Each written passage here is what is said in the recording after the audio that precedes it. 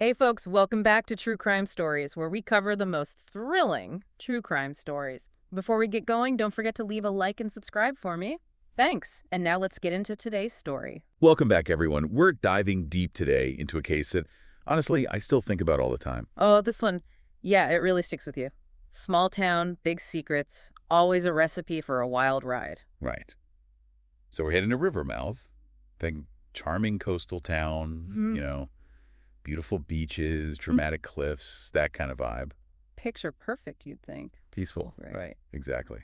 It's September 2017. The annual art festival is about to kick off. Ah, yeah, the festival. That's where everything sort of explodes, doesn't it? It does. So we've got Margaret Langston Maggie, to everyone's super talented artist, about to have her first solo exhibition. I remember reading about her work. Those seascapes were incredible. Captured something like primal about the ocean, you know? Yeah, she was definitely making waves, pun intended, I guess. Nah. But there's this layer of, well, sadness to her story, too. Her mom had recently passed away, and you can feel that grief in her art. Definitely. It's like this vulnerability, this rawness just beneath the surface adds a whole other dimension to her disappearance. Right, so it's the day before the festival, and Maggie vanishes. Gone. Poof. Just like that. From her favorite painting spot, too. A secluded cove down by the cliffs, easel, brushes, unfinished painting, all left behind. I remember seeing pictures of that cove, isolated, almost eerie, especially knowing what happened. Oh, totally. And the painting, the tide's lament, it's like a character in this whole thing, Almost foreshadowing, right? Right. So the community is in shock. This idyllic town is suddenly facing this dark mystery. Whispers, rumors, everyone becomes a suspect. Small towns, man. Exactly. And leading the investigation is Detective Karina Albrecht. She's actually from Rivermouth originally. Oh, I didn't know that. Adds another layer, huh? It does. Turns out there's a case from her past, something that went unsolved, that still haunts her. So this case, it's personal for her too. Makes you wonder, right? How much is she driven by finding justice for Maggie? And how much is it about, I don't know, maybe making things right from her past? I wonder the same thing. So early on, there are a few clues that stand out. First, Maggie's scarf is found snagged on a rock, miles from the cove. Miles, that's not just a random stroll on the beach, that's intentional. Okay, so we've got a scarf found miles away, not looking like a simple missing person case anymore. So who are the people in Maggie's life? Who does Detective Albrecht start looking at? Well, there's Jonas Green. He owns the gallery that represents Maggie. Charismatic guy, but there are whispers, about him pushing artists too hard. Yeah, that fine line between supporting someone's talent and exploiting it, especially in the art world. Who else? There's Clara Jensen, another artist in town. Her career hadn't been doing so well, and Maggie's success. Well, let's just say there might have been some professional jealousy there. Ooh, rivalry. Always a good motive. Yeah. What about Maggie's personal life? Anyone there who stands out? Miles Sullivan, childhood friend, local fisherman, harbored a major crush on Maggie for years. Unrequited love. That can get messy. And then there's Ella Frost, total art enthusiast, super involved in the festival, and close with Jonas Green. So we've got the gallery owner, the jealous rival, the friend who might have been more than a friend. That's already a lot. Anyone else? Last one on the radar is Derek Malone. Young guy, ambitious, working as an art dealer for Jonas. Maybe saw Maggie as competition, Right. So we've got the gallery owner, the jealous rival, the potential love interest, the art enthusiast, and the ambitious young guy. It sounds like everyone had something to gain or lose from Maggie's success. It's like a pressure cooker, and Maggie's at the center of it. Absolutely. But before we get into all of that, let's go back to the beginning. What about the tide's lament, Maggie's unfinished painting? What can it tell us? Well, remember, forensics can analyze things like brushstrokes to get a sense of the artist's emotional state. And in this case, frantic, almost desperate. Like she was struggling with something, right? Exactly. But there's something else, something even more chilling. Traces of a struggle were found in the paint itself. What, like physically in the paint? Like Maddie was fighting back against someone while she was painting. Like the canvas itself holds the evidence of her final moments. Okay, hold on. So we've got frantic brushstrokes, signs of a struggle. It's like Maggie was trying to tell us something through her art. It's like she was crying out for help, but no one could hear her. And that's just the painting. Remember those footprints near the easel? Well, they weren't just any footprints. They were from a specific type of hiking boot. A limited edition sold only at one store in town. Okay, now that's interesting. What are the chances? And Guess who bought a pair just weeks before Maggie vanished? Derek Malone. no way. The young art dealer. That's too much of a coincidence, right? Right. And the tire tracks, those matched a delivery van registered to Jonas Green's gallery. So now we have two of our suspects potentially placing themselves at the scene. Wow, okay. So we've got the physical evidence, Yeah. but what about those cryptic text messages between Maggie and Miles? What did those tell us? They paint a picture of a woman who's increasingly scared. She mentions feeling watched, like someone's following her. And there are hints about a secret, something she uncovered that could be dangerous if it got out. Dangerous secrets. This is getting good. What kind of secrets are we talking Well, about? that's what Detective Albrecht had to figure out, right? So she starts looking closer at Maggie's work, especially at the Tide's Lament. And she finds something interesting. Remember those names and places scribbled on that piece of paper near the easel? Mm-hmm. Turns out they're all local artists who had, like, mysteriously struggled, even vanished from the scene. It's almost like Maggie was keeping track, documenting something or someone. Okay, now this is really interesting. So it's not just about Maggie anymore.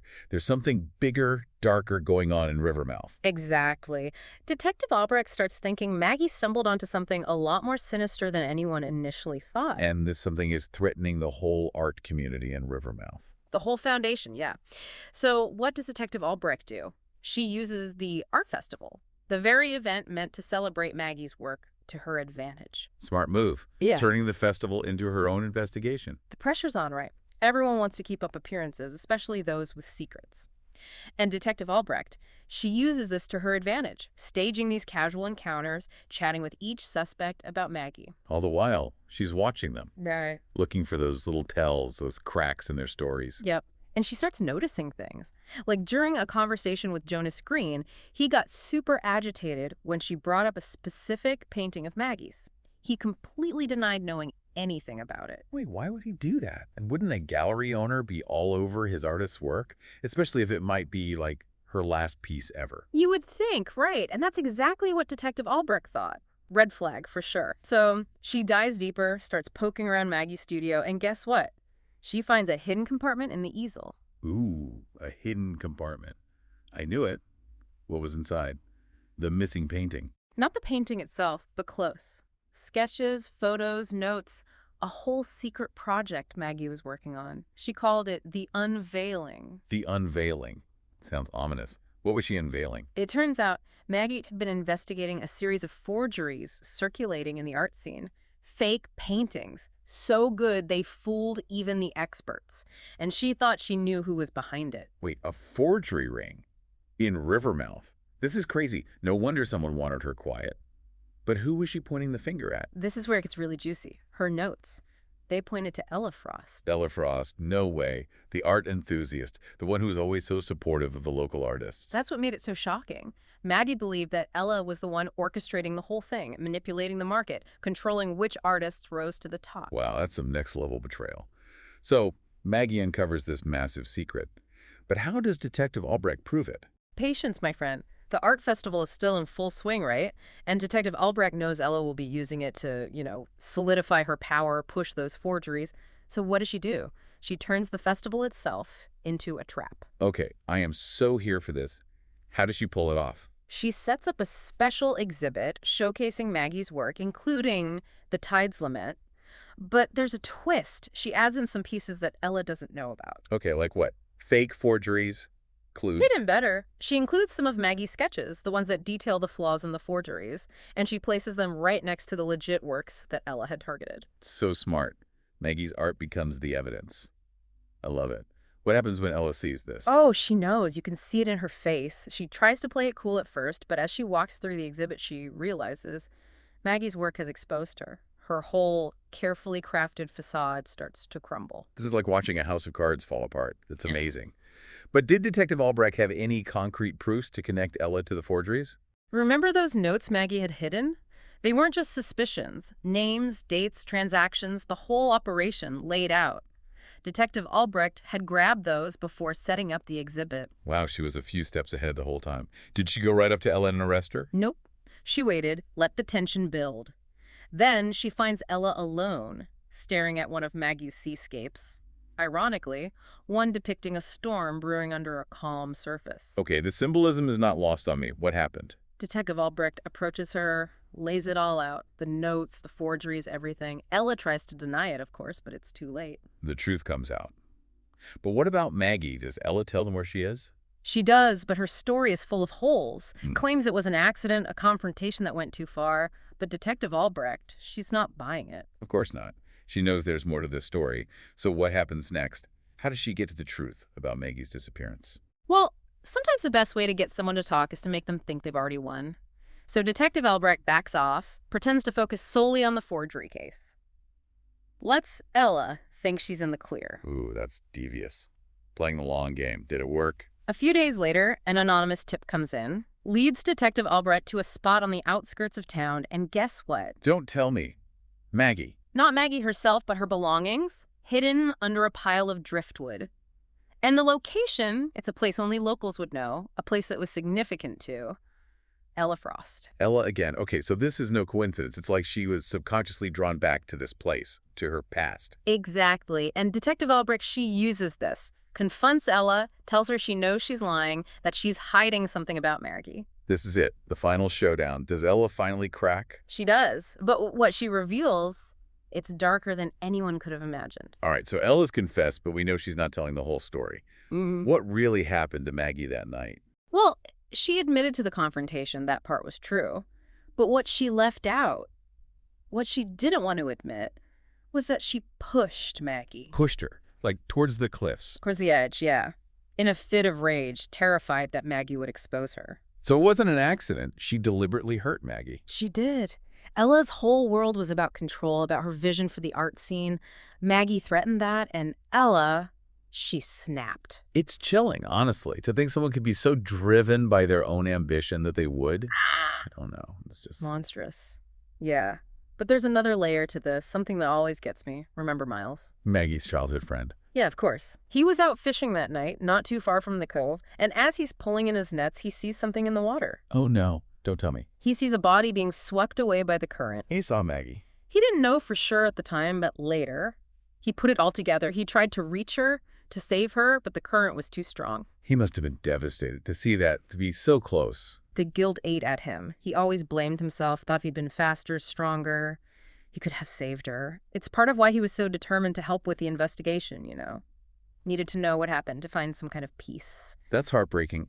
So Maggie's body, it was never recovered, lost at sea. For years, yeah, that's what everyone thought. But then, years later, some hikers are exploring this remote part of the coastline, and they come across something buried in the sand. What? What did they find? Maggie's easel.